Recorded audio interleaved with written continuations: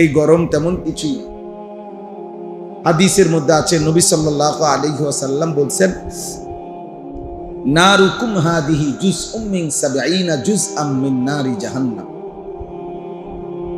নবীজি বলেন, তোমাদের দুনিয়ার এই আগুন, দুনিয়ার এই গরম না আগুন, জাহান্নামের আগুনের ৭০ ভাগের ১ ভাগ। ৭০ ভাগের ১ ভাগ। তাহলে দুনিয়ার আগুনের চাইতে আরো ৬৯ গুণ বেশি গরম জাহান্নামের আগুন। আল্লাহ নবী সাল্লাল্লাহু আলাইহি সাল্লাম বলেন, ফাবরিদুহা বিসসালাহ, আর জাহান্নামের গরমকে ঠান্ডা করো নামাজের মাধ্যমে। কিসের মাধ্যমে? নামাজের মাধ্যমে জাহান্নামের গরম তোমার জন্য ঠান্ডা হবে, মানে তোমার জন্য জান্নাতের বন্দোবস্ত, জান্নাতের ফয়সালা। তো এই জন্য বললাম, দুনিয়ার এই গরম তেমন কিছুই। তদুপরি আমাদের বাংলাদেশের গরম অনেকটাই সহনশীল গরম। আমাদের বাংলাদেশের আবহাওয়া সহ্য ক্ষমতার ভিতরে, ধারণ ক্ষমতার ভিতরে। যদিও ধীরে ধীরে আবহাওয়ার পরিবর্তন হচ্ছে, গরমের তীব্রতা বাড়ছে, কিন্তু বাস্তবতা হলো এই গত ১ সপ্তাহ ১৫ দিনের রিপোর্ট হলো গোটা ইউরোপ গরমে পুড়ে যাইতেছে। পুরো ফ্রান্স ইউরোপের একটি গুরুত্বপূর্ণ দেশ, ওর যে রাজধানী প্যারিস, সেখানে এই পর্যন্ত প্রায় ১৩০০ থেকে ১৪০০ মানুষ শুধু গরমে মরে গেছে। এবং ইউরোপে, আমেরিকায়, ইউরোপের বিভিন্ন দেশে কোথাও মারাত্মক ভূমিকম্প হচ্ছে। ভেনিজুয়েলা তীব্র ভূমিকম্প হয়েছে, মেক্সিকোতে ভূমিকম্প হয়েছে, ইউরোপের দেশ। এবং সহ্য ক্ষমতার বাহিরে রাতের মানে সকালবেলা দোকান খোলে, এই ফ্যান, ফ্রিজ, এগুলোর দোকান খোলে যেই টাইমে, তার ৪ ঘন্টা আগের থেকে মানুষ সিরিয়াল ধরে রাখছে দোকানে একটা এসি কিনতো, একটা চার্জার ফ্যান কিনবার জন্য। কোনোভাবেই গ্রাহকের চাহিদা পূরণ করতে পারতেছে না। এই এত তীব্র গরম। প্রতি বছর হজ্জে যাওয়ার সময় দেখা যায় মক্কায়, আরবে তীব্র গরম। আরাফার ময়দানের দিন, হজ্জের দিন দেখা যায় যে মনে হয় যেন গরম আগুনের গোলা যেন পায়ের মধ্যে, শরীরের মধ্যে মারতেছে, এত গরম। আরব দেশে যারা এই ভুল ক্রমে যে সমস্ত মানুষের ভিসা, মাজরা ভিসা দেয়, অর্থাৎ খেতে বকরি চড়াইতে হয়, ফসল করতে হয়, সবজি করতে হয়, এরকম খেতে বা এরকম জায়গায় যাদেরকে কাজ দেয়, ওর জীবন শেষ, ওর চোখের পানি আর শুকায় না। এত কষ্ট, এত তীব্র কষ্ট, গরম। এই জন্য আল্লাহ তাআলা আমাদেরকে অনেক ভালো রাখছে, সহ্যক্ষম। আমাদের চারিদিকে সবুজ।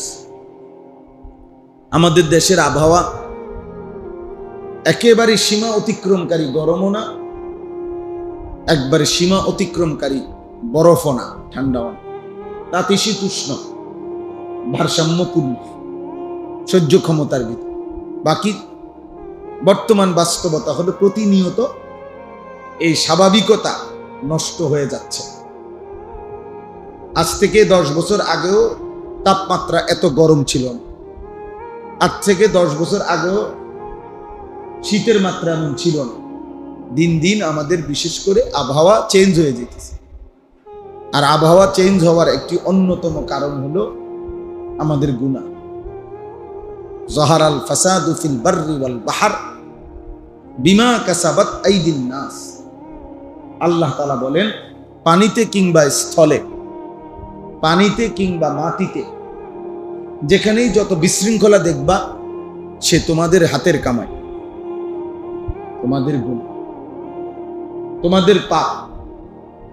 তোমরা একটা ছেলেও যদি বিবেকবান হয়, সামান্যতম বিবেকও যদি থাকে, তো তোমাদের বয়সী ছেলেদেরকে তোমরা দেখো কি করতেছে, কি চলতেছে, চেহারায়, সুরতে, আচরণে, সারা দিনের কর্মকাণ্ডে আল্লাহ কোথায়, নবী কোথায়, সেজদা কোথায়, নামাজ কোথায়, পাক নাফাক কোথায়, হালাল হারাম কোথায়, চুল, চেহারা, লিবাস, পোশাক, আচরণ, শরীর সব জঙ্গলি হাইওয়ানের মতো।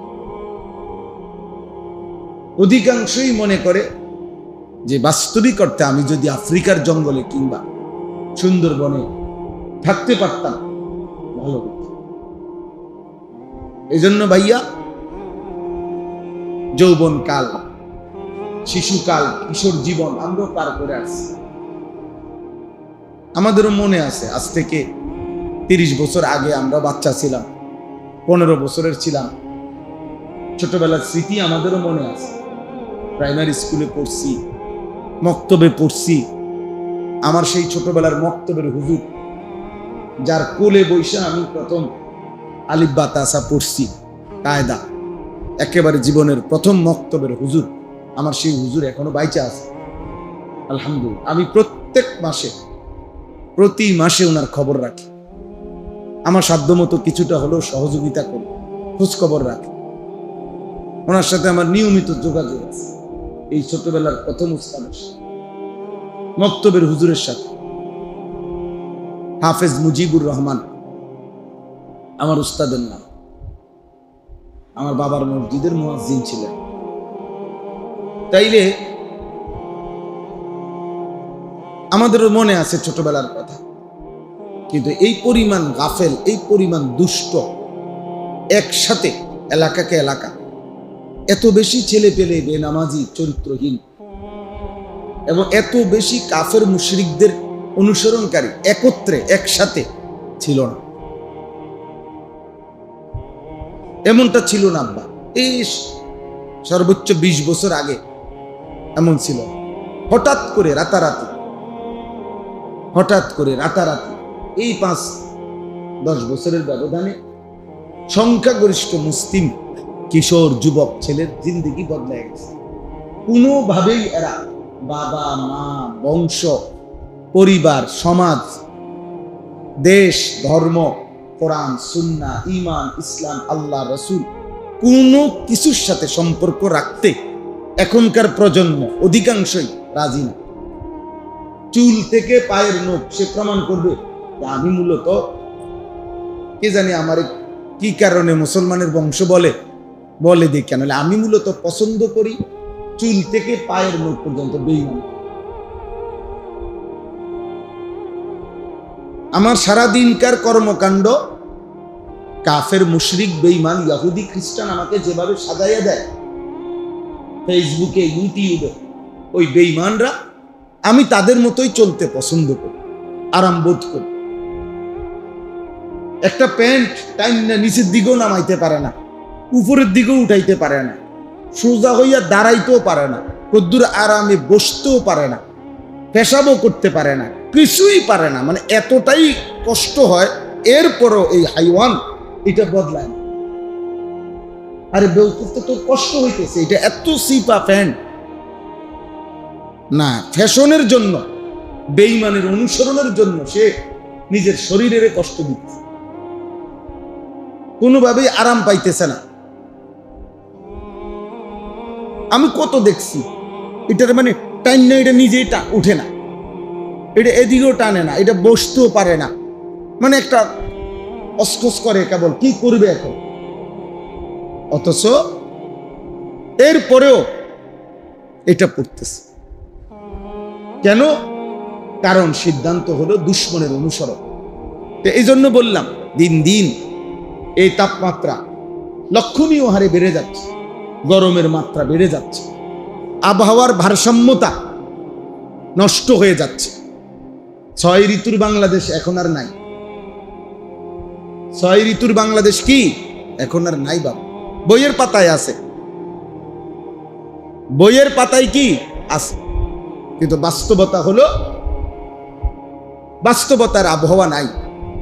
এই জন্য বললাম, দয়া করে আমাদের গুনাহ, আমাদের মাত্রাতিরিক্ত পাপ আমাদের উপরে, আখিরাত তো আছেই, আমাদের দুনিয়াও ধীরে ধীরে সংকীর্ণ, পেরেশানি, মুসিবতে ফেলে দিবে, মুসিবতে ফেলে।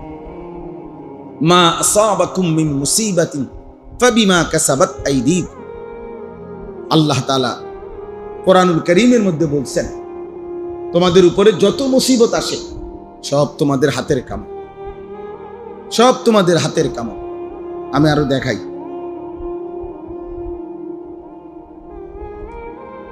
আল্লাহ তাআলা বলেন, আফা আমিনা আহলুল কুরা আন ইয়াতিয়াহুম বাসুনা বায়াতাও ওয়া হুম নাঈমুন। আল্লাহ তাআলা বলেন, আমার নাফরমান বান্দা, তোমরা আমার যেই পরিমাণ নাফরমানি করছো, এই পরিমাণ নাফরমানি করে কেমনে ঘুমাচ্ছ? তোমরা কি এই কথা ভয় পাচ্ছ না যে আমি চাইলে ঘুমন্ত অবস্থায় আমার আযাব দিয়ে ধ্বংস করে দিতে পারি?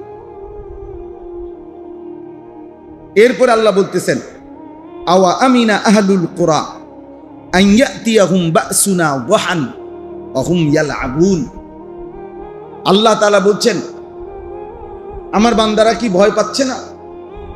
আমি তো চাইলে দিনের আলোতে খেলাধুলা এবং তামাশারত অবস্থায় আমার আযাব, আমার মুসিবত, আমার গজব দিয়ে ধ্বংস করে দিতে পারি, ধ্বংস করে দিতে পারি। যেই মেক্সিকোতে বিশ্বকাপ ফুটবলের একাংশ হয়েছে, সেই মেক্সিকোতে ভূমিকম্প হয়েছে।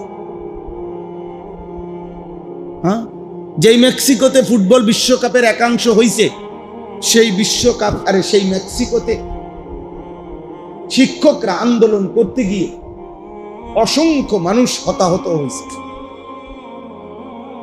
অর্থাৎ স্বার্থপর এই পৃথিবী,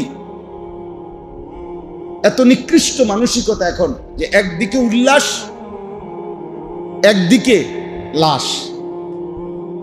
তবুও লাশের মিছিল হোক, তারপরও নাচ বন্ধ না হোক, উল্লাস বন্ধ।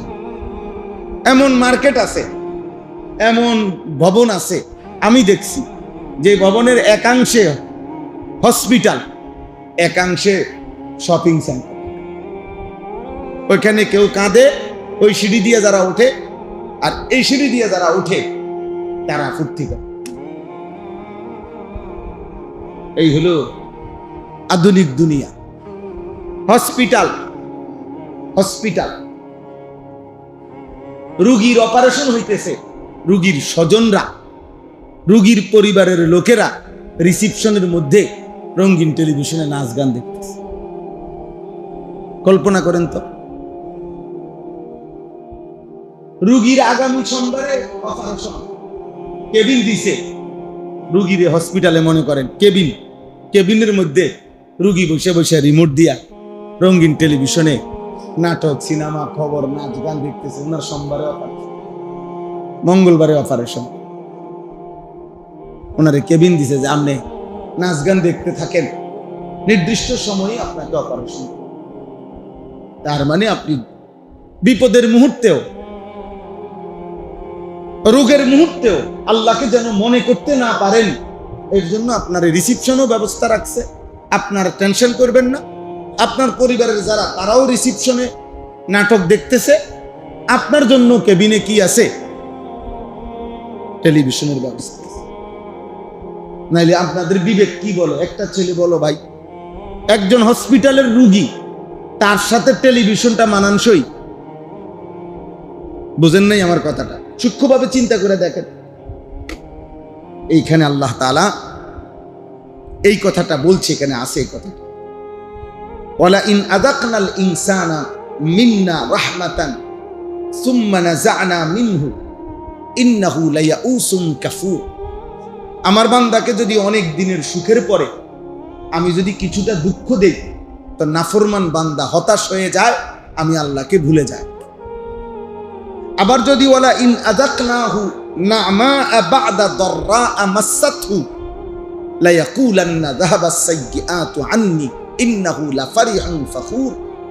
আল্লাহ বলেন, আমার বেঈমান বান্দা, আমার নাফরমান বান্দা আবার যখন দুঃখ মুসিবত বিপদের পরে আমি আবার সুখ ফিরাইয়া দেই, তো এবার বলে একটু পেরেশানিতে আসিলাম, যায় ঝামেলা ছিলাম, একটু দৌড়াদৌড়িতে আসিলাম, এগুলো এখন সব কাইটা গেছে, আবার আগের মতো উল্লাস, আগের মতো অহংকারে লিপ্ত হয়।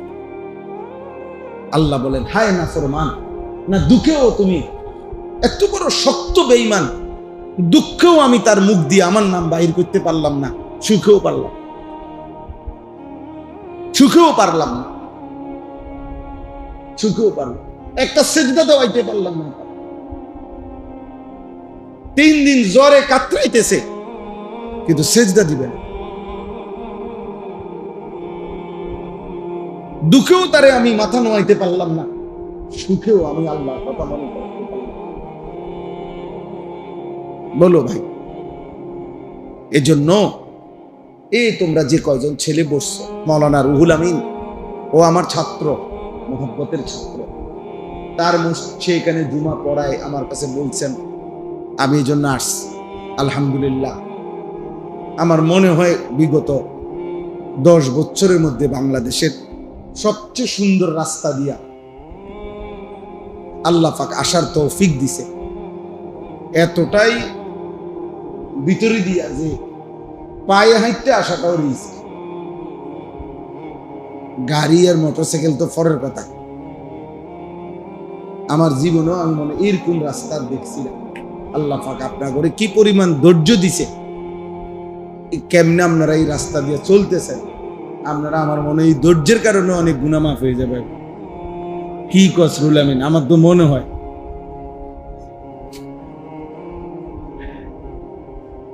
হায় হায়, আপনারা এটা কেমনে, আপনার এই রাস্তাটা আপনারা না খাইয়া রাস্তা বানানো দরকার।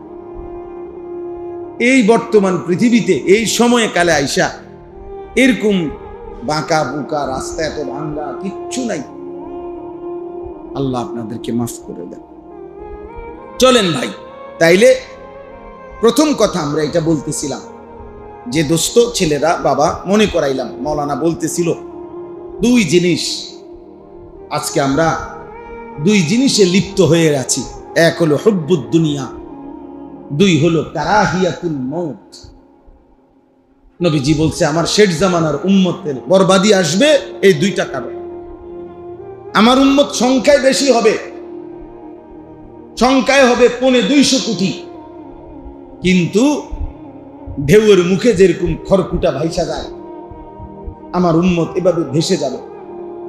নবীজি বলছে দস্তরখানের মধ্যে মানুষ যেমন মেহমান খাবারের জন্য পরিচিত জনদেরকে ডাকাডাকি করে, ভাই আসেন আমার পাশে বসেন, আল্লাহ নবী বলেন বেঈমানরা আমার উম্মতকে হত্যা করার জন্য এইভাবে একে অপরকে শেষ জামানায় ডাকাডাকি করবে, ডাকাডাকি করে আমার উম্মতকে, আমার ইমানদার উম্মতকে হত্যা করবে।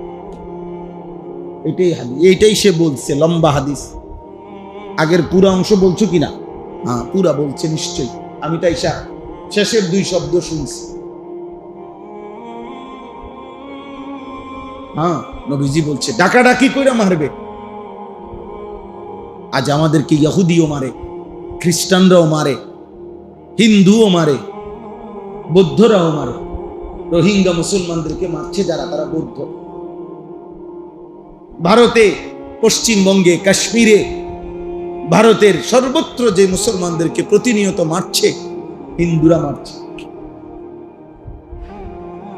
হিন্দুরা, ফিলিস্তিনের মজলুম মুসলমানকে যারা মারছে ওরা ইহুদি, ওরা ইহুদি। ইরাকে, মধ্যপ্রাচ্যে হাজারো মুসলমানকে মারছে আমেরিকার বেঈমান, খ্রিস্টান বেঈমানরা। তাহলে আজ আমাদেরকে ইহুদিও মারে, খ্রিস্টানরাও মারে, হিন্দুরাও মারে। সংখ্যালঘু একটা জাতি বৌদ্ধ, এই পৃথিবীতে বৌদ্ধ অল্প, এরাও আমাদেরকে মারছে। বৌদ্ধ কোনোভাবেই আমাদের সমপরিমাণ না, আমরা 250 কোটি, ওরা একদমই।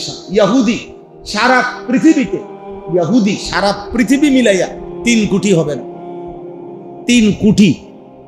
ইসরায়েলে ইহুদি মাত্র 1 কোটির চাইতে নিচে, 97 লাখ। বুঝিনি ভাই? আমাদের ঢাকা শহরে বসবাস করে 3 কোটি মানুষ, আর ইসরায়েল একটি দেশ, এই যারা গাজা ফিলিস্তিনের মুসলমানদেরকে প্রতিদিন মারছে, এদের মোট জনসংখ্যাই হলো 1 কোটির নিচে। আমাদের দেশে রোডে গাড়েও দাঁড়াইয়া থাকে কোটি কোটি মানুষ। আজকে তোমরা ছেলেরা বাবা ধীরে ধীরে কঠিন বাস্তবতার পৃথিবীতে তোমরাই বসবাস করতে হবে। একসাথে তো আর সবাই মরে যেত না। কষ্টের পৃথিবীতে, বিপদের পৃথিবীতে তোমরা বাঁচতে হবে। মনে রাখো, এই সুখ শেষ হবে, এই ফুর্তি শেষ হবে, এই রং তামাশা শেষ হবে। এই কয়েকদিনের মধ্যেই বিশ্বকাপ খেলা শেষ হয়ে যাবে। যেটাই হোক, জয়, যেই জিতুক আর যেই হারুক, এটা শেষ হয়ে যাবে। কিন্তু বাম কাঁধে যেই গুণাগুলো জমতেছে, এগুলো মুছবে কেন? বাম কাঁধে যে গুণা জমছে সেটা মুছবে কেমনে ভাই? গতকালকে আমি হবিগঞ্জ থেকে মাহফিল করে রাত্রে আসতেছিলাম। রাতের 1টা বাজে বা 1:30 বাজে, খুব সম্ভব এরকম হবে টাইম। দেখছি রাস্তার পাশে বড় টেলিভিশনে শত শত মানুষ খেলা দেখতেছে। রাত 2টা বাজে, 1টা বাজে, যাদের চোখের ঘুম নাই, এই বেঈমান, এই নাফরমান গুলো খোদার 365 দিনে আল্লাহর একটি বছরে এই নাফরমানদেরকে মসজিদের মুয়াজ্জিন কোনোদিন ফজরের নামাজের জন্য ডাইকা উঠাইতে পারেন। এরা সেই নাফরমান, যে নাফরমানের চোখে আজ রাত 2টায় ঘুম, ভোর 4টায় যেই নিকৃষ্ট নাফরমান অসভ্য খেলা দেখতেছে, এদেরকে কোনদিন মসজিদের মুয়াজ্জিন শত ডাইকাও উঠাইতে পারে। নবী সাল্লাল্লাহু আলাইহি ওয়াসাল্লাম হাসরের দিন বলবেন, উম্মত 365 দিনে আমার মসজিদের মুয়াজ্জিন তোমার একদিনও ফজরের নামাজের ভোরে জাগাইতে পারে নাই। আর রাত 4টা বাজে বেঈমান রেফারি বাঁশির ফু দিয়া ফুটবল খেলার জন্য, তাও কোনো মাঠে না, স্টেডিয়ামেও না, গ্যালারিতেও না, হাজার হাজার মাইল দূরের, কোথায় আমেরিকা, কোথায় কানাডা, কোথায় মেক্সিকো, হাজার হাজার মাইল দূরে, সেখান থেকে শুধুমাত্র টেলিভিশনে সম্প্রচার হচ্ছে। সেই খেলার সামনে বেঈমান তোমারে রাত 4টা বাজে উঠাইতে পারলো, আর মসজিদের মুয়াজ্জিন বুঝি তোমারে 365 দিনের একটা বছরে একদিনও উঠাইতে পারলো। আজ কোন লজ্জায় বেঈমান আমার কাছে সুপারিশের জন্য আসলে কেন? মনে রাখিস নাফরমান, হয়তো নবী রাগ করলে বলবে, ফেরেশতারে ধাক্কা দিয়া, গলা ধাক্কা দিয়া বের করে দে, দে লাত্তি দে, বল তার ব্রাজিলের আব্বার কাছ থেকে আজকে হাসরের ময়দানে কিছু নিতে যা, তোর আর্জেন্টিনার বাপের কাছে যা।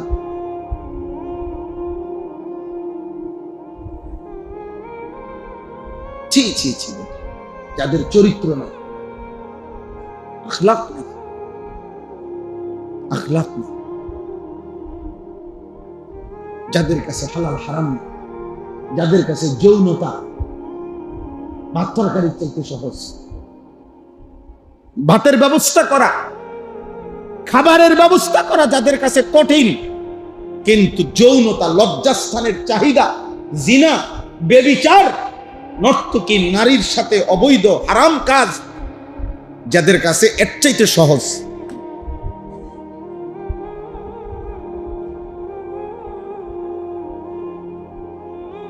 তারাই ইউরোপ, তারাই বর্তমান সভ্য পৃথিবীর দাবিদার, আধুনিকতার দাবিদার। আধুনিকতা মানে হলো যাদের কাছে খাবারের ব্যবস্থা করা কঠিন, কিন্তু নারী, জিনা, ব্যভিচারের ব্যবস্থাপনা কঠিন, সহজ। এটা খুব সহজ। এরই নাম ইউরোপ, এরই নাম ইউরোপ, যেখানে ভাত মাছের চাইতে নারী সস্তা, জিনা ব্যভিচার সস্তা। হ্যাঁ হ্যাঁ আমরা বুঝি বাবা, আমরা জানি। এই জন্য চলো ভাই, বাবা আপনাদেরকেও বলি, আপনারা আপনাদের ছেলেদেরকে যেদূর পারলে বুঝায়। সন্তান এবং স্ত্রী ছেলে মেয়ের ব্যাপারে যারা গাফেল, আপনি মনে রাখেন দুনিয়া যদিও পার হবে, আখেরাত কিন্তু পার হবে না। প্রত্যেকে আর পৃথিবীর কারো ব্যাপারে কোনো যদি জবাবদিহি করতে নাও হয়, নিজের স্ত্রী ছেলে মেয়ের ইমান আমল আখেরাত ইবাদত বন্দিগি নামাজ রোজার ব্যাপারে আপনাকে কিন্তু জবাবদিহি করতে হবে। প্রত্যেকে মনে রাখতে হবে ব্যক্তি এবং পরিবার এটুকুর ব্যাপারে আপনি জিম্মাদার। ব্যক্তি এবং পরিবার বলেন না কি, এই কমপক্ষে এর দূর আপনি বাদ দিতে পারতেন। আপনাকে আর কিছুর হিসাব দিতে না হইলেও আপনার বউটার হিসাব আপনার দিতে, আপনার ছেলে আপনার মেয়ে এর দূরের হিসাব আপনাকে দিতে। আপনি বাইচা থাকতে এই সন্তান একদিনও নামাজ না পড়ে টিকলো কেন? আপনার ঘরে থাকলো কেন? আপনার ঘরে থাকলো কেন? 20 বছরের স্ত্রী বেপর্দা, তুমি স্বামী কেমনে থাকো? বলে কোরআনুল কারীমের মধ্যে আছে, আল্লাহ তাআলা লূত আলাইহিস সালামকে বলছে, এই সূরাতেও আছে, একজন নবী লূত আলাইহিস সালাম আল্লাহর আযাব যখন ওই জাতির উপরে ওনার কওমের উপরে দিচ্ছিল, আল্লাহ তাআলা বলছেন, লূত রাতের ভোরবেলা ফজরের আগ মুহূর্তে তোমার অনুসারী ঈমানদারদেরকে সাথে নিয়ে তুমি তোমার পরিবারের মধ্যে যারা ঈমানদার তাদেরকে নিয়ে ভোর হওয়ার আগে আগে এলাকা ছেড়ে দিবা, আমি ভোর হওয়ার মুহূর্তেই আযাব দিয়ে এই জাতি ধ্বংস করে দেব। তো ওইখানে আছে কোরআনে আল্লাহ বলছে, ইল্লাম রাআতাক, লূত মনে রাখবা রাত্রি শেষে যখন রওনা দিবা তখন তোমার স্ত্রীকে সাথে নিবা না। এই মহিলা নাফরমান বেঈমান, আমি জানি সে তোমার একদিনও তোমার কথা, আমি আল্লাহর কথা মানে নাই, এই বেঈমান নারীকে থুইয়া যাবা। কানাত মিনাল গাবিরিন, যাদেরকে আমি আল্লাহ আযাব দিয়ে ধ্বংস করব, তোমার স্ত্রী তাদেরই অন্তর্ভুক্ত, তারও শেষ করে দেব, তাকেও শেষ করে দেব। এটা কোরআন শরীফের আয়াত। আবার এর বিপরীতে দেখেন আল্লাহ তাআলা বলছেন, এটা শোনো, গোটা পৃথিবীর ঈমানদার, সারা পৃথিবীতে যত মুমিন পুরুষ হোক নারী হোক, সারা পৃথিবীর যুগ যুগ ধরে ইসরাফিলের ফু পর্যন্ত পৃথিবীর সমস্ত ঈমানদারের জন্য আল্লাহ বলছে, যদি ঈমান শিখতে চাও, যদি আল্লাহর ভালোবাসা শিখতে চাও, যদি আখেরাত বুঝতে চাও, তাহলে একটা উদাহরণ আল্লাহ বলেন আমি তোমাদেরকে দিচ্ছি, সেই উদাহরণ স্মরণ রাখো। আল্লাহ তাআলা বলেন, ঈমানের জন্য আল্লাহর ভালোবাসার জন্য আমি আল্লাহ পুরুষ হোক নারী হোক সমস্ত মুমিনের জন্য একটা উদাহরণ দিলাম। ওয়াদারাবাল্লাহু মাসালাল লিল্লাযীনা আমানু ইমরাআতা ফিরআউন। এই লিল্লাযীনা আমানুর মধ্যে পুরুষও নারীও, শুধু নারীর জন্য না, এটা ওয়াদারাবা। আল্লাহ বলেন ঈমানদার পুরুষ কিংবা ঈমানদার নারীদের জন্য কিয়ামত পর্যন্ত ঈমান কেমনে হেফাজত করতে হয়, আল্লাহর ভালোবাসা কেমনে দেখাইতে হয়, এটার জন্য আমি ফেরাউনের স্ত্রী আসিয়ার উদাহরণ পৃথিবী তোমাদের সামনে রাখলাম। এক নারী যার স্বামী ছিল বাদশাহ, যার স্বামী ছিল সবচেয়ে বেশি সম্পদের ভান্ডারের মালিক, যার স্বামীর রাজপ্রাসাদ ছিল লক্ষের চাইতে বেশি, 1 লক্ষের চাইতে বেশি দাস দাসী ছিল ফেরাউনের স্ত্রী। একজন না, লাখের চাইতে বেশি। এত বড় রাজপ্রাসাদ, যার দাস দাসী ছিল লক্ষের চাইতে বেশি, এসেই আসিয়া, যার টনে টনে, মনে মনে না, টনে টনে ছিল স্বর্ণ রৌপ্য হীরা মণি মুক্তা জহরত, যার স্বামী ফেরাউন 1 সেকেন্ডের জন্য এই আসিয়ার নারাজি কামনা করতো না, এতটাই ভালোবাসতো যে আসিয়া 1 সেকেন্ড রাগ করুক এক মিনিটের জন্য ফেরাউন এটা চাইতো না কোনো। ফেরাউন এটা স্পষ্ট বুঝছে যে বাক্সটা নদীর মধ্যে ভিড়া আসছে, বাক্সটার ভিতরে যে ছোট বাচ্চাটা, এটা ফেরাউন এবং ফেরাউনের স্ত্রীর সামনে যখন খুলছে, তাফসীরের মধ্যে আছে ফেরাউন প্রথম নজরে এটা বুঝছে এটাই বনি ইসরাইলের বাচ্চা। যেই বাচ্চাকে ভয় পাইয়া ফেরাউন কম হাজার হাজার বাচ্চা বনি ইসরাইল জবাই করে ফেলছে। মানে একজন জ্যোতিষী বলছে ফেরাউন রে যে বনি ইসরাইলের বংশে একটা ছেলে জন্ম নিবে, যেই ছেলে আপনার রাজত্ব খাইয়া ফেলবে, আপনারে নামা রাজত্ব থেকে বিতাড়িত করবে। এইটা শোনার পর থেকে ফেরাউন বনি ইসরাইলের চতুর্দিকে এই পরিমাণ পাহারাদারি বাহিনী লাগাইছে যে বনি ইসরাইলে কোনো নারীর ছেলে জন্ম নিতেই তার জবাই করে দিত। ইউযাব্বিহুনা আবনাআহুম, সরাসরি কোরআনের আয়াত, ইউযাব্বিহুনা, জবাই করে দিত। তো এই বাচ্চাটা দেখেই ফেরাউনের বংশ তো কিপ্তি মানুষ, চেহারা দেখলে আন্দাজ করে এটা বাংলাদেশি মানুষ, এটা সৌদি মানুষ। বুঝেন নাই কথাটা? ফেরাউনের বাচ্চাটা দেখেই বুঝছে এটা বনি ইসরাইলের বাচ্চা। কিন্তু স্ত্রী প্রথম মিনিট থেকে বলছে আমি এটাকে হত্যা করতে দেব না, আমি এটা পালমু, আমি এটা রাখবো। ফেরাউন বলছে আচ্ছা ঠিক আছে, তুমি বলছো তো ঠিক আছে। বলছে আমি এটা রাজপ্রাসাদে নিব, আচ্ছা ঠিক আছে। বলছে এটাকে একজন মহিলা খুঁজা দেন, বনি ইসরাইলের একজন মহিলা, আসলে আল্লাহর কুদরতে উনি মুসা নবীর মাই, ওই দুধ খাওয়াইবে। বলছে ঠিক আছে। মানে এক কথায় যা বলছে স্ত্রী সে তাই শুনছে, অথচ সে বুঝছে এটা যে এটা এই বাচ্চাটাই, কিন্তু কিছুই করার নাই। স্ত্রীর ভালোবাসায় কইরা সে এই বাচ্চাটাকে একটা টু শব্দ করে নাই, একটা ফুলের আঁচড়ও দেয় নাই মুসা নবীর গায়ে। অথচ এই বাচ্চারে ঠেকানোর জন্য বহু বাচ্চা কি করে ফেলছে, জবাই করে ফেলছে। তাহলে যে নারী তার স্বামী তাকে এত ভালোবাসত, এত সম্পদ, এত প্রাচুর্য, কিন্তু এরপরেও যখন মুসা আলাইহিস সালামের কালেমা গ্রহণ করছে, আল্লাহকে গ্রহণ করছে, ঈমান আনছে, তখন ফেরাউন এই আসিয়াকে শাস্তি দিতে দিতে দিতে দিতে তাফসীরের মধ্যে আছে সর্বশেষ আসিয়ার সারা শরীরের মধ্যে পেরেক মারছে, পেরেক সারাতে। ওয়া ফিরআউনা দিল আওতাদ, কোরআন শরীফে আছে জিল আওতাদ মানে পেরেকওয়ালা। বিভিন্ন সন্ত্রাসী চাঁদাবাজের বিভিন্ন নাম থাকে, পিস্তল অমুক, রাইফেল অমুক, মানে এরকম মন্দ নাম। তো ফেরাউনের ব্যাপারে আল্লাহ কোরআনে বলছে ফেরাউন হলো পেরেক ফেরাউন, যে কারো উপরে চূড়ান্ত শাস্তি দিলে কি মারতো, পেরেক মারতো সারা শরীরে। এই সমস্ত শরীরে পেরেক মাইরা হযরতে আসিয়াকে বলছে এখনো সুযোগ আছে, ঈমান ছেড়ে দাও, আল্লাহকে ছেড়ে দাও।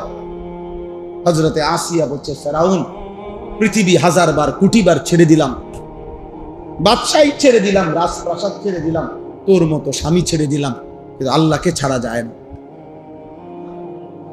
ঈমান ছাড়া যায় না।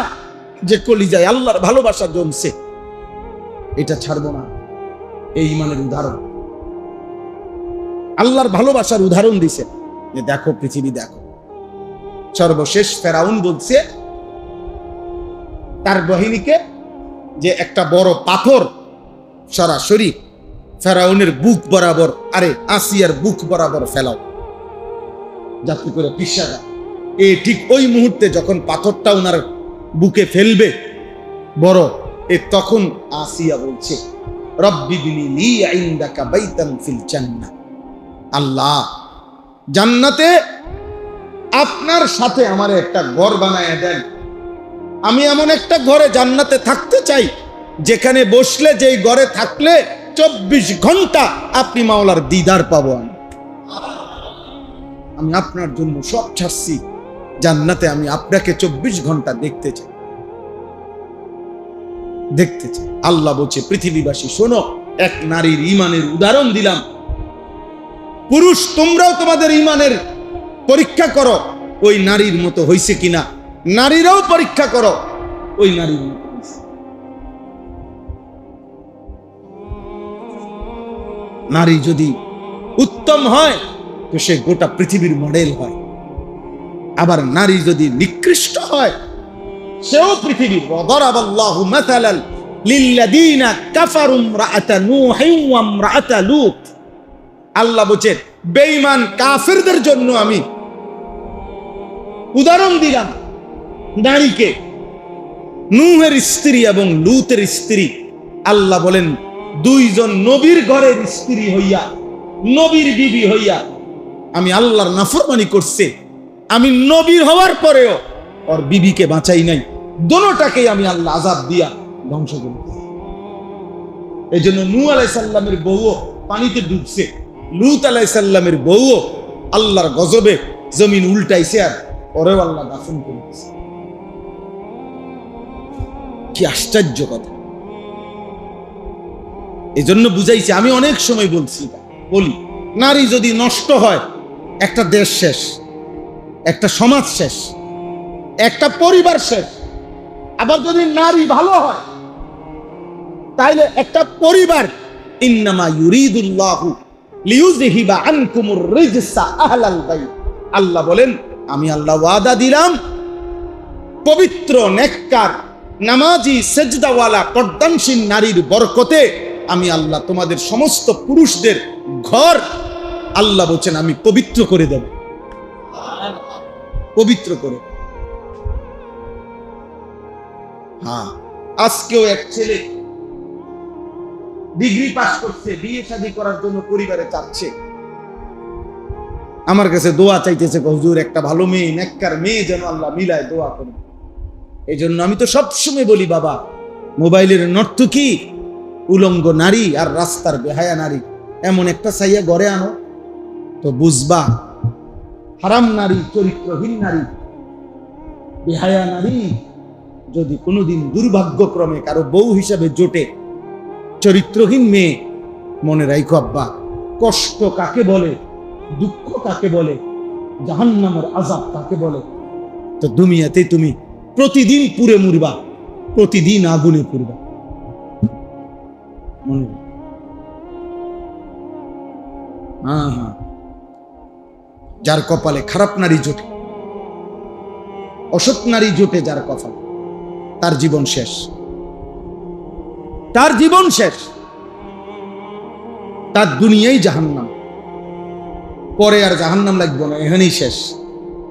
এই জন্য আমরা আপনাদের কাছে বললাম, আমাদের গুনাহ, আমাদের পাপ আমাদেরকে কষ্ট দিবে, আমাদের নাফরমানি আমাদেরকে কষ্ট দিবে। বাবা, আমরা যদি ধারাবাহিকভাবে চেষ্টা না করি, এই যে ইসলাহি মাহফিল, এই আপনাদেরকে আমি এটা বলতে চাই, এই সূরার মধ্যে আছে আল্লাহ তাআলা বলছেন ওমা কানা রাব্বুকা লিয়ুহলিকাল কুরা বিযুলমিন ওয়া আহলুহা মুসলিহুন।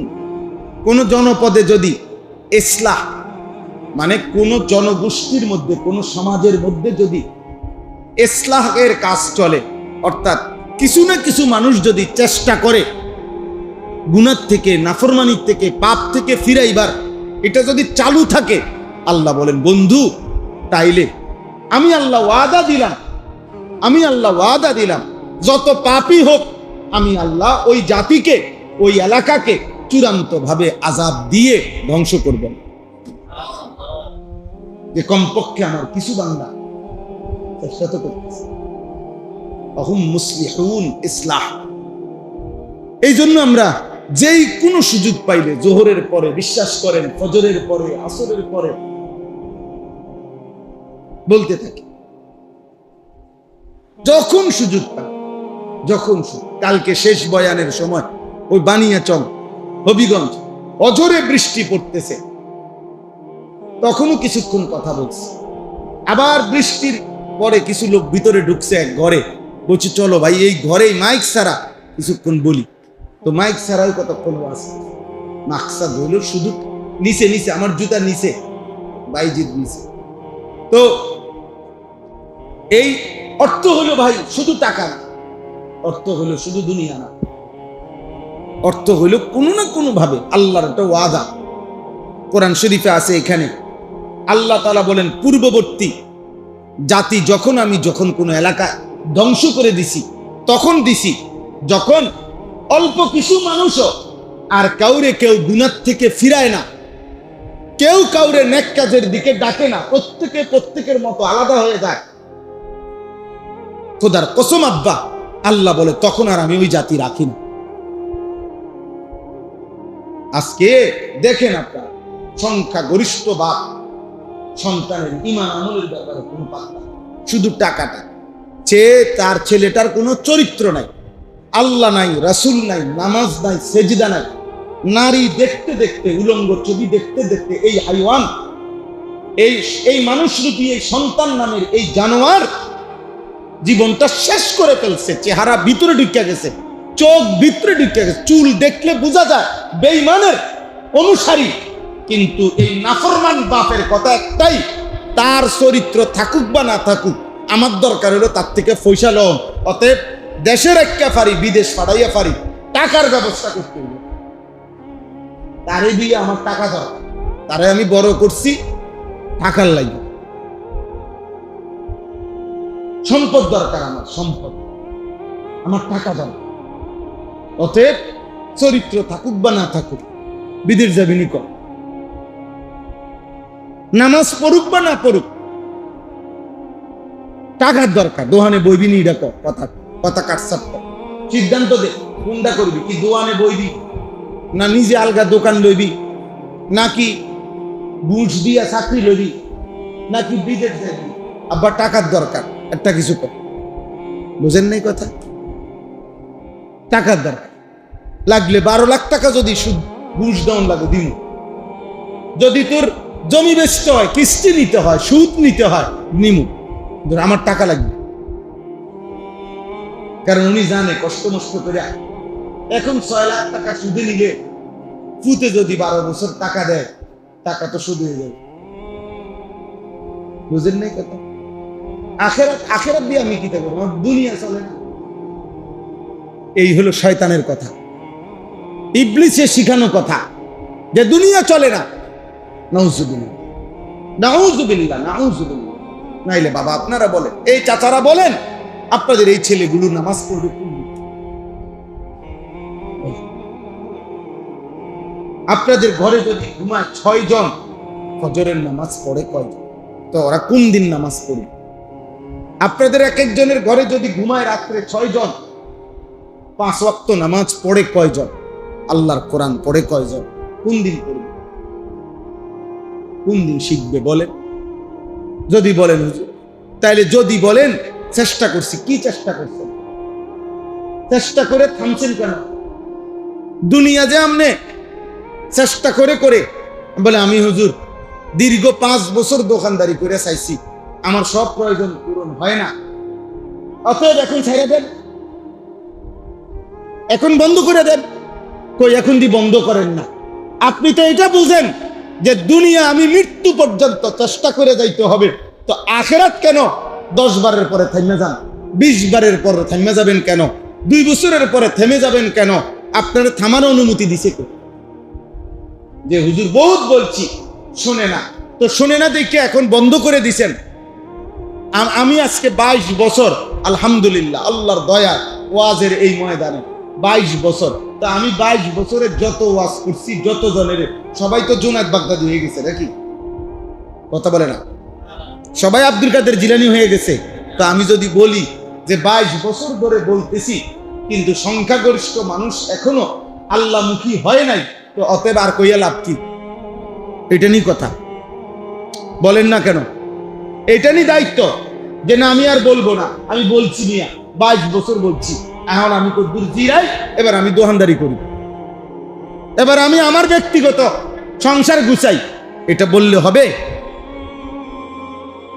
অতএব এই শেষ কথা আপনাদের কাছে তো বুঝাইলাম। আমরা একজনও যদি বুঝেন, একটা ছেলেও যদি বুঝো, বাবা নিজের নষ্ট করে দিও না। কেউ মনে রাখতো না এই পৃথিবী। আমার ছোটবেলার প্রাইমারি স্কুলের কোনো সাথী আমি আর জানি না কে কোথায় আছে। আমার পড়ালেখার জীবনের বন্ধুরা কেউ আমার সাথে আশেপাশে নাই, সবাই সবার মতো। এই নগদ দুনিয়াতেই তো কেউ কারোর সাথে নাই, কবর আখেরাতে কোত্থেকে পাইবে? কোত্থেকে পাইবেন? বাপেরও খুঁজে পাবে না, মা কেও না, স্ত্রী কেও না, সন্তান কেও না। ইয়াউমা ইয়াফিরুল মারউ মিন আখি ওয়া উম্মিহি ওয়া আবি ওয়া সাহিবাতিহি ওয়া বানি।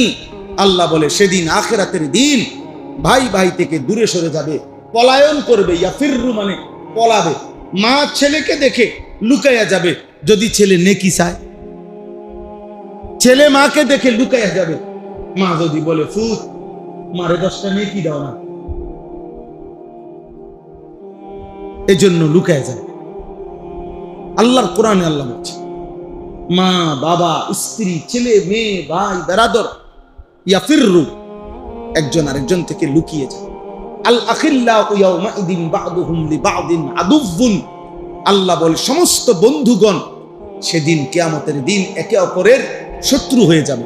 40 বছরের ব্যবসার পার্টনার, 40 বছরের বন্ধুত্ব, হাসরের দিন বলবো আপনাকে তো চিনলাম না, কে আপনি? তোমার কিরে কই ডাকাইতে, কে বলে আমরা চিনি না।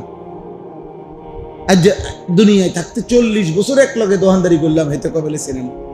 আল্লাহ বলে হ্যাঁ এটাই হবে, চিনবেন।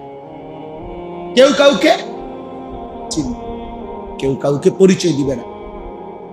আজকে আমরা অধিকাংশ মুসলমান এত বেশি আমাদের খামখেয়ালি, বললাম কোনোভাবেই ভাবতে চায় না। আরে কদ্দুর কথা বলেন পরিবারে, নিজের স্ত্রীর সাথে পরামর্শ করেন যে ছেলেগুলোকে নামাজি বানানো যায় কেমনে, মেয়েটাকে পর্দানসীন বানানো যায় কেমনে, একটু কথা বলেন।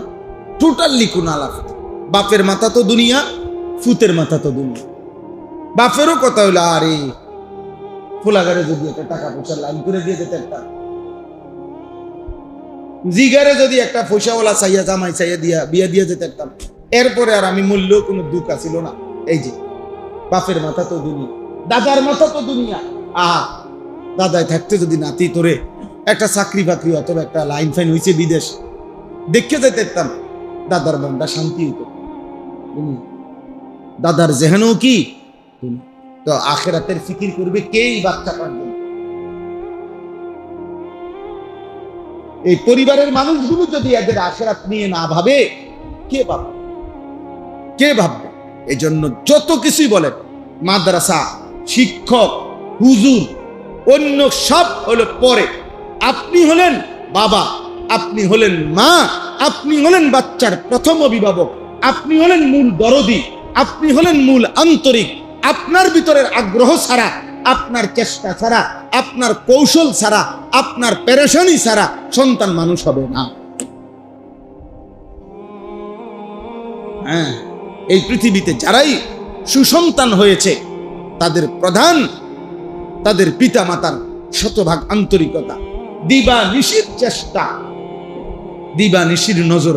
যেখানেই মা বাপ খামখেয়ালি করছে ওইখানেই সন্তান নষ্ট ভ্রষ্ট হইয়া চরিত্রহীন হইয়া বরবাদ হয়ে গেছে। মা বাপ ধরে রাখতে হয়, ধরে রাখতে হয় কঠোর ভাবে। অভিভাবক মানেই হলো যার মধ্যে শাসন এবং সোহাগ দুইটাই করতে পারে, যিনি উনারে বলে অভিভাবক। পরের জন অপরিচিত অন্য মানুষ শুধু আদরই করতে পারে, অথবা অন্য মানুষ শুধু বিরোধিতাই করতে পারে। কেউ হয়তো শুধু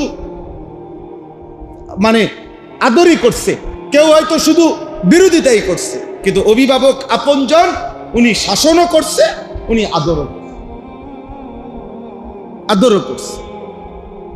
আমার আব্বা, আমরা মনে আছে আমরা 5 ভাই 3 বোন, আজীবন আমার বাবা হায়াতে থাকতে আজরাইলকে এত ভয় পাইতো না, আমরা বাপেরে যেই ভয় পাইতাম। এক সুতা, এক জাররা, আলহামদুলিল্লাহ আব্বা অনিয়ম কোনোদিন মেনে নেয়নি, কোনোদিনও না, কোনোদিনও না। মাকে দেখছি আমি যখন বিবাহ করছি, আমার বাচ্চা হয়েছে 2টা, তখনও আমার আম্মা আমাদেরকে ফজরের নামাজ পড়াইছে। প্রতিদিন দরজার সামনে দাঁড়াইয়া উঠাইছে। আলহামদুলিল্লাহ। নবী সাল্লাল্লাহু আলাইহি সাল্লাম উনার মেয়ে ফাতেমাকে নিজে, ফাতেমার মতো নারী, অথচ নবীজি প্রতিদিন ফজরের ওয়াক্তে গিয়ে ফাতেমার দরজার কড়া নাড়তেন আর বলতেন, ফাতেমা উঠো, কুমি ওয়াশহাদি ইলা রিজকি রাব্বিক মা বাইনা সালাতিল ফজর ওয়া তুলুইশ শামস। ওহ, নবী বলতেন, ফাতেমা, ফজরের ওয়াক্ত, ওঠো মা, নামাজ পড়ো, এই ভোরে তোমার রবের রিজিক বন্টন হবে, আল্লাহর রিজিক তালাশ করো। ফজরের ওয়াক্তে রিজিক বন্টন, ফজরের ওয়াক্তে রিজিক বন্টন। ফজরের ওয়াক্তে আল্লাহ তাআলার রহমতের ফোয়ারা, জোয়ার ওঠে, আর নাফরমান তখন ঘুমায়। এই জন্য ফজরের বাতাস মুনাফিক মুক্ত বাতাস। ফজরের বাতাসে, ফজরের ওয়াক্তের বাতাসে শুধু মুমিন নিঃশ্বাস নেয়। কাফের তখন ঘুমায়, মুশরিক তখন ঘুমায়, মুনাফিক তখন ঘুমায়, বেঈমান তখন ঘুমায়। এই জন্য ফজরের বাতাস শুধু মুমিনের নিঃশ্বাস, পিওর বাতাস। ওই সময় কোনো মুনাফিক যায় না। সারাদিনের বাতাসে বহু মুনাফিকের নিঃশ্বাস হয়, ফজরের বাতাসে মুমিনের নিঃশ্বাস। এই জন্য আল্লাহ নবী সাল্লাল্লাহু আলাইহি সাল্লামের সাহাবী আব্দুল্লাহ ইবনে মাসউদ বলছেন, নবীজির জামানায় আমরা যখনই দেখতাম মসজিদের জামাত ছেড়ে দিছে, খোদার কসম, আল্লাহ নবীর সাহাবী বলেন, আমরা তাকে বুঝতাম এ প্রকাশ্য মুনাফিক। কানা মুনাফিকান বাইয়িনুন নিফাক। প্রকাশ্য মুনাফিক ছাড়া, হযরত আব্দুল্লাহ ইবনে মাসউদ বলেন, নবীজির জামানায় আমাদের হায়াতে কোনোদিন আমরা কোন ঈমানদারকে মসজিদের জামাত ছাড়তে দেখি না। হ্যাঁ, আমরা বুঝতাম ও শুধু জামাতে নামাজ পড়ে না, যে মূলত প্রকাশ্য মুনাফিক। ইল্লা কানা মুনাফিকান বাইয়িনুন নিফাক। প্রকাশ্য মুনাফিক তো মূলত কয় তারে যে লুকায়। মুনাফিক মূলত হলো কি, যে তার লুকোচুরি করে, বুঝতে দেয় না।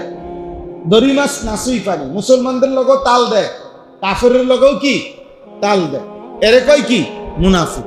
কিন্তু সাহাবী বলতেছেন, মসজিদের জামাতে না আসলে আমরা বুঝতাম এটা প্রকাশ্য মুনাফিক, আর লুকোচুরির কিছু নেই। লাম ইয়াতাখাল্লাফ। বলো ভাই, এই যে কয়জন ঠিকছেন বলেন, যুবক ভাই বলো, আজ কতদিন হয় 5 ওয়াক্ত নামাজ মসজিদের জামাতে পড়ো না? আব্বা, তোমার ইমানের কি হালাত? আজ মৃত্যু হলে নবীর সামনে, কবরের মধ্যেও তো আল্লাহ তাআলা ফেরেশতারা নবী সাল্লাল্লাহু আলাইহি সাল্লামকে দেখাবে, জিজ্ঞেস করবে, ওমান হাদাল্লাযী বুইসা ফীকুম। 3 নম্বর প্রশ্ন কি? নবীজিকে দেখিয়ে বলবে মুনকার নাকির ফেরেশতা, ওমান হাদাল্লাযী বুইসা ফীকুম, ইনি কে, যিনি তোমাদের কাছে গিয়েছিলেন পৃথিবীতে, আল্লাহ যাকে পাঠাইছিলেন দুনিয়াতে, বলো তো তিনি কে? মানে ব্যাপারটা এরকম যে অর্ধেক জন কইও লাইছে, বুঝেন নাই? প্রশ্নের মধ্যেও তো অর্ধেক উত্তর আছেই। ওমান হাদাল্লাযী বুইসা ফীকুম, যাকে আল্লাহ তাআলার পক্ষ থেকে পাঠানো হয়েছিল পৃথিবীতে, বলো তো ইনি কে? তো ইনারে যে ফাটাইছে এই কথাটা তো বলেই ফেলছে ফেরেশতা, কথা বুঝেন নাই? এরপরেও বেঈমান বলবে লা আদরি, আমি চিনি না ইনিকে, চিনি না ইনিকে। হ্যাঁ, সাজেন আব্বা, সাজেন। যারে দেখাইতে দাড়ি কাটছেন তারে কবরে দেখবেন না ইনশাআল্লাহ।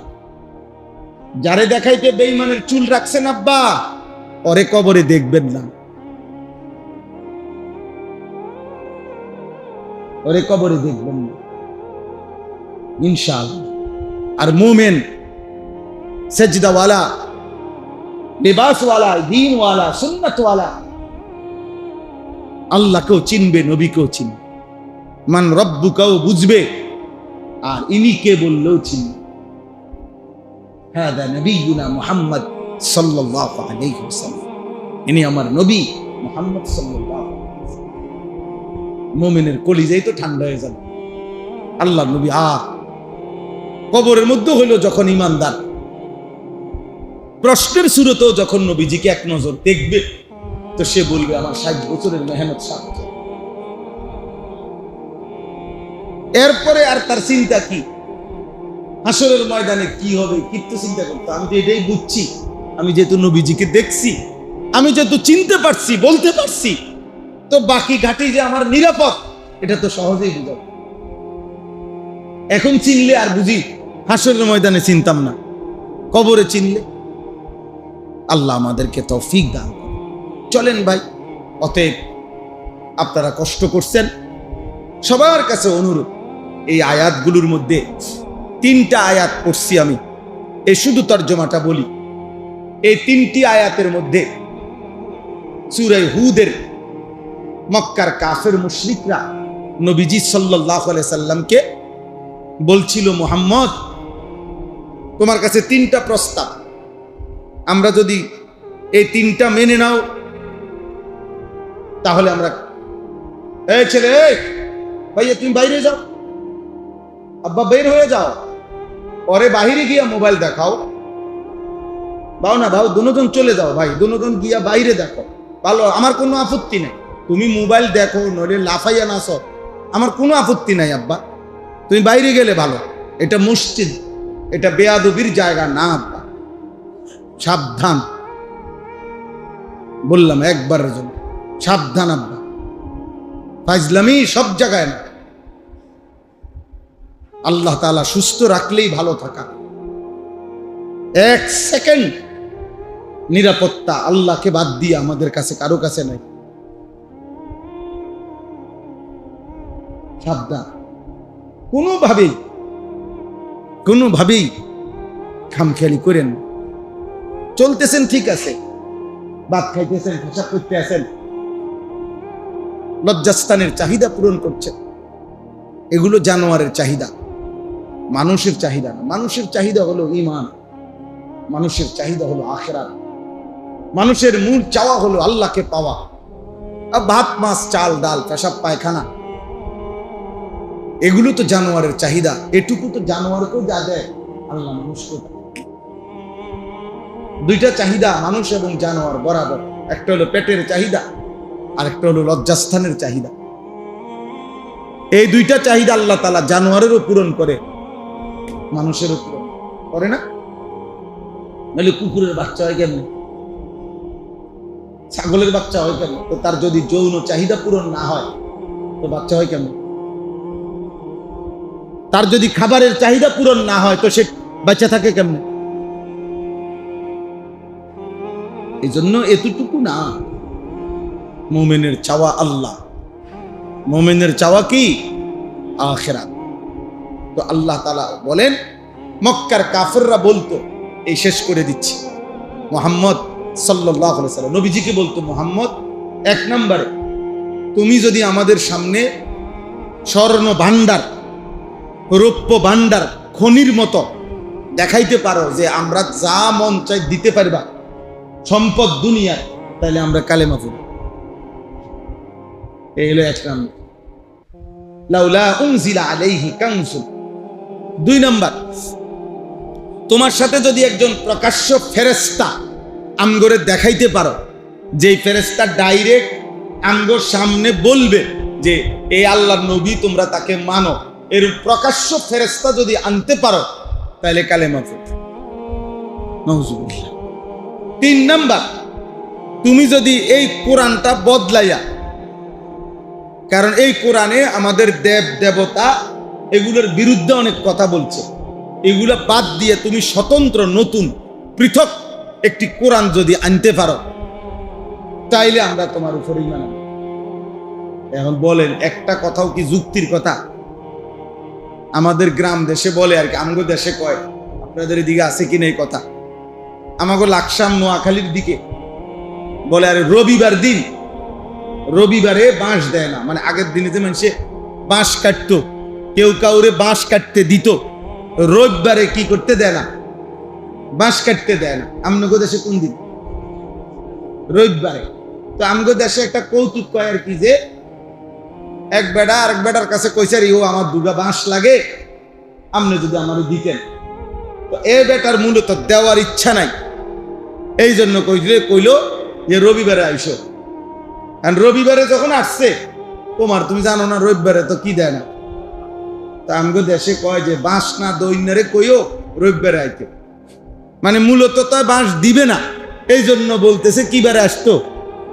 তো আসলে তো এই বেঈমানগুলো ঈমান আসলে কোনো আনতো না, এই জন্য একটা কওন আর কি, যে তুমি স্বর্ণ ভান্ডার দেখাও, তুমি ফেরেশতা দেখাও, তুমি আরেকটা কোরআন এনে দেখাও। আল্লাহ তাআলা এই 3 কথার জবাবে প্রথম 2 কথা স্বর্ণ ভান্ডার এবং ফেরেশতা, আল্লাহ বলেন বন্ধু এর কোনোটাই আপনি পাত্তা দিবেন না, বরং আপনি ইন্নামা আনতা নাদির, আপনি আমি আল্লাহর পক্ষ থেকে ভয় প্রদর্শনকারী, আপনি আপনার দায়িত্ব পালন করেন। ওদের কোনো কথার দ্বারা আপনি এক বিন্দু আপনার কথা কমাবেনও না, মনও খারাপ করবেন না। আপনি বলতে পারেন, আপনি এক সুতা কথা বলা বন্ধও করবেন না, আপনি আপনার মন ছোট করবেন না, বরং আমি আল্লাহ আপনাকে দায়িত্ব দিছি, আপনি বলতে থাকেন। স্বর্ণ ভান্ডারও লাগবে না, প্রকাশ্য ফেরেশতাও লাগবে না, আমি আল্লাহই আপনার জবানের বরকতে, আমি আল্লাহর দয়ায় হকের বিজয় আমি করবই করব,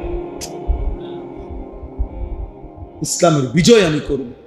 আর শেষ কথা বলছে যে বন্ধু ওরা বলতেছে, আমি বুঝছি, ওরা বলতে চায় মূলত কোরআন আপনি বানাইছেন, তো যেহেতু আপনি বানাইছেন মনে করে, তো আপনি আরেকটা বানানোর কি দরকার, ওরা বানাইয়ে দেখা। এই তখন আল্লাহ 3টা কথা বলছে, ওদেরকে বলেন হয়তো তারাই একটা পূর্ণ কোরআন পূর্ণ বানায় দেব, যদি বলে পারবে না তো তাইলে তাদেরকে বলেন 10টা সূরা, ফাতু বিআশরি সুওয়ারিন মিসলি, 10টা সূরা বানায় দেব, 114টা লাগবে না। যদি বলেন এটাও পারবে না তো ঠিক আছে, তাইলে বলেন একটা সূরা বানায় দেব, ফাতু বিসূরাতিন মিন মিসলি ইন্না আতাইনাকাল কাউসার, এই সূরাটা ছোট্ট সূরা, তাল এটা কর। আল্লাহ বলেন ফা ইল্লাম ইয়াস্তাজিবু, যদি কোনোটাই তারা গ্রহণ করতে না পারে তো বলে দেন যে পৃথিবীবাসী শোনো, আসলে কোনোটাই পারবা না, কারণ এ কথাই শুনে নাও এই কোরআন মহান আল্লাহ তাআলার ইলম থেকে, আল্লাহর কাছ থেকেই নাজিল হয়েছে। কার কাছ থেকে? নাই তো কোনো আইটেমের কোনো চ্যালেঞ্জে মানুষ তো বলে এটা পারে না, এটা পারছি, 10টা কইছে 9টা পারি নাই, যাক একটা হলো তো পারছি না, এমন কোরআনের ব্যাপারে আল্লাহ যতভাবে চ্যালেঞ্জ দিছে, বহু ভাবে, কোনোভাবে কোনো কাফের, বেঈমান, মুশরিক, নাস্তিক, মুরতাদ কোরআনের কোনো চ্যালেঞ্জ গ্রহণ করতে পারে। কোরআন সর্বযুগেই শ্রেষ্ঠ, কোরআন সর্বযুগেই মুজিজা। এই কোরআনের শব্দ, উচ্চারণ, তেলাওয়াত, ভাষা, তাফসীর, আহকাম, এর যৌক্তিকতা, এর বিধান, কোনো কিছুতেই পৃথিবীবাসী এর বিকল্প বা কাছাকাছি কোনো কিছুই পেশ করতে পারে না। এটা কোরআন, এটা কোরআন। পৃথিবীর কেউ যদি গ্রহণ না করে তবুও এই কিতাবই শ্রেষ্ঠ। এজন্য আলহামদুলিল্লাহ আমরা নিজেদেরকে ভাগ্যবান মনে করি যে পৃথিবী পাইলে পাইলাম, না পাইলে না পাইলাম, কিন্তু আল্লাহর কোরআন পড়তে পারি। আলহামদুলিল্লাহ, আলহামদুলিল্লাহ, আল্লাহর সেজদা দিয়ে থাকি। আলহামদুলিল্লাহ। ছোট্ট যেই বাচ্চা আপনারা দেখেন, এই এখনো আমি খেয়াল করছি, এই যে কয়টা বাচ্চাকে নামাজের পুরস্কার হিসাবে পুরস্কারটা দিছে, এই কয়টা বাচ্চার চেহারা আপনারা এখন প্রয়োজনে আবার দেখেন, দেখবেন যেই সমস্ত বেনামাজি হিংস্র হাইওয়ান, এগুলোর চাইতে এই কয়টা ছেলের চেহারার মধ্যেও আকাশ পাতাল পরিবর্তন। প্রয়োজনে এখন আমরা দেখেন, আবার দেখেন, অগরও দাঁড় করাই, আর বেনামাজি অসভ্য, ওই অসভ্যরও দাঁড় করাই।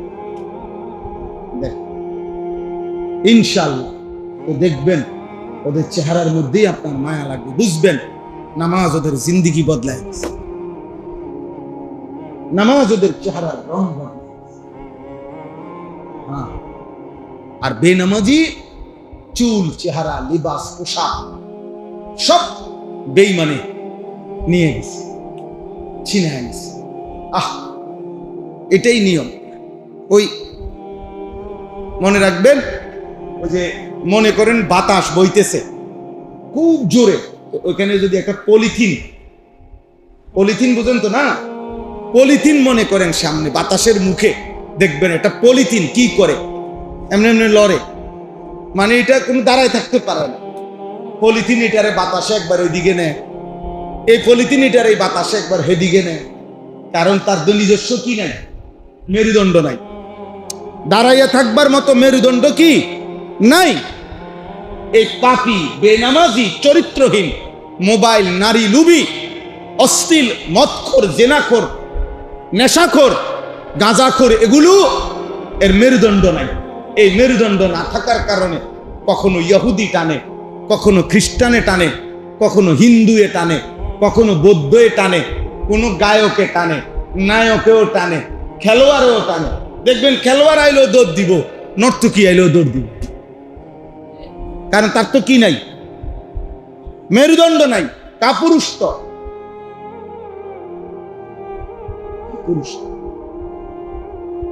আমরা কিতাবে পড়ছি, পূর্বে জামানার একজন বহুত বড় মুহাদ্দিস ছিলেন, ইয়াহইয়া আন্দালুসি, স্পেনের।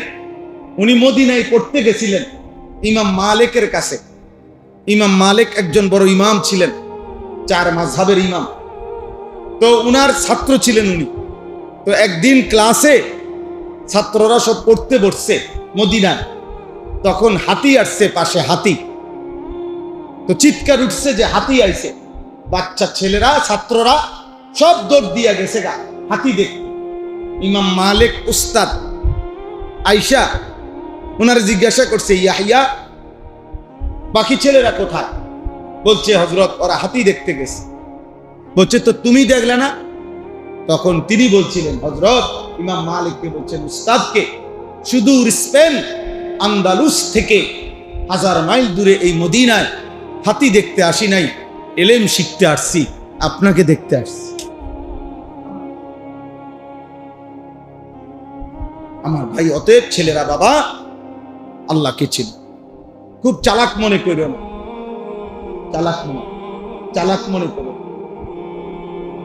মনে করো না বাবা। চুল চেহারা মুসলমানের মতো বানাও, ইমানদারের মতো। এই যে ওই চুল দেখেন, ওই যে ওর চুল ওই যে ওইদিকে আছে, মানে যেই চুল শুধু উপরে এক অংশ চুল আর আরেক অংশ একদম কাটা চারিদিকে, মানে একদম সমান, চুল নাই একদম, আর কিছু অংশ আছে, সম্পূর্ণ নাজায়েজ চুল। রাসূলুল্লাহ সাল্লাল্লাহু আলাইহি সাল্লামের স্পষ্ট হাদিস। হাইছো না, কেউ কাউরে দেখার দরকার না, আমি বুঝাইলাম।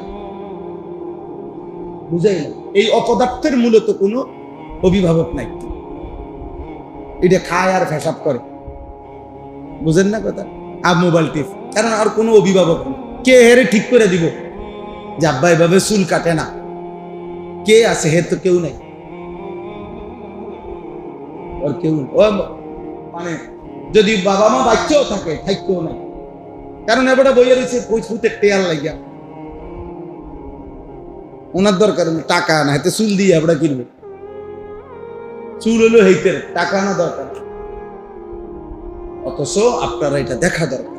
নবীজি বলছেন চুলের ব্যাপারে, আল্লাহ নবী সাল্লাল্লাহু আলাইহি সাল্লাম বলছেন, হয়তো পুরা চুল রাখো, নয়তো পুরা চুল কাটো। কিছু চুল আছে, কিছু চুল নাই, এটা নিষেধ। হয়তো 2 পায়ে, হাদিসে আছে নবীজি বলছেন, হয়তো উভয় পায়ে জুতা পরো, নয়তো উভয় পায়ে খালি হাঁটো, কিন্তু একটা জুতা আর একটা খালি পাও এটা যেন না, এটা হাদিস।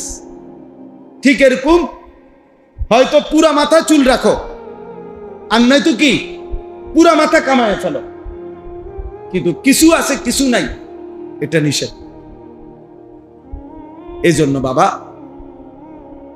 একটা ছেলে যদি বুঝো ভালো হয়, আর যদি বলো না হুজুর এগুলো আমাদের দরকার নেই, ঠিক আছে আব্বা, কোনো সমস্যা নাই। নাফরমান কিংবা ইমানদার সবার রাতি ভোর হয়, অর্থাৎ পৃথিবী কারো জন্যই থামে না। যেদিন আব্দুল কাদের জিলানির মৃত্যু হয়েছে সেদিনও সূর্য ডুবছে, যেদিন ফেরাউন নমরুদের মৃত্যু হয়েছে সেদিনও সূর্য পৃথিবী থামে, কারোর জন্যই পৃথিবী থামে না, সময় চলমান। অতএব আমাকে এবং আপনাকে সকলকে নিয়েই সময় চলতেছে। একটি রাত ভোর হয় তাহাজ্জুদের সেজদাওয়ালাকে নিয়েও, আবার মদখোর নেশাখোরকে নিয়েও ভোর হয় না। অতএব আমাদের সবার জন্যই রাত শেষ হবে, দিন শেষ হবে, হায়াত শেষ হবে, কিন্তু আখিরাত কোনো দিন শেষ হবে না। একবার চোখ বন্ধ হলে আর কোনো দিন শেষ হবে, আর কোনো দিন শেষ হবে। আল্লাহ আমাদেরকে হেফাজত করেন, আল্লাহ তাআলা আপনাদেরকে কবুল করেন। এই গরমের মধ্যে আপনারা কষ্ট করছেন, আল্লাহ আপনাদের এই মসজিদকে কবুল করেন।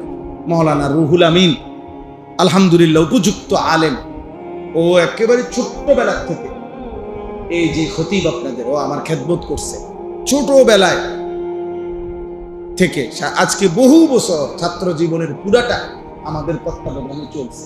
আমার মাদ্রাসার এখন শিক্ষক কিতাব বিভাগের, আলহামদুলিল্লাহ উপযুক্ত। আমি ব্যক্তিগতভাবে সারা বাংলাদেশে কিশোর যুবকদের জন্য অনেক কাজ করি, যেতটুকুই করি। ফজর ক্যাম্পেইন, ফজরের মুসল্লি বৃদ্ধির চেষ্টা করি। কিশোর যুবকদের জন্য 1 দিনের 3 দিনের বিভিন্ন সময়ে সময়ে কোর্স করি আমাদের মাদ্রাসায়। এই ওযু, নামাজ, সূরা কেরাত শিখাই জেনারেল ছেলে আর কি, স্কুল কলেজের ছেলেদেরকে। এই গত মাসেও 13 তারিখ হয়েছে, 250 ছেলে দিনভর শিখছে।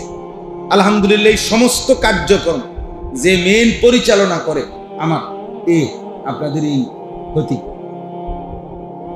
মাওলানা রুহুল আমিন, ও অনেক ফিকিরমান ছেলে আলহামদুলিল্লাহ। এমনি আপনাদেরকে বললাম, এই জন্য তাকে কদর করবেন, আপনারাও কদর করবেন, মহব্বত করবেন, সেও আপনাদেরকে মহব্বত করবে।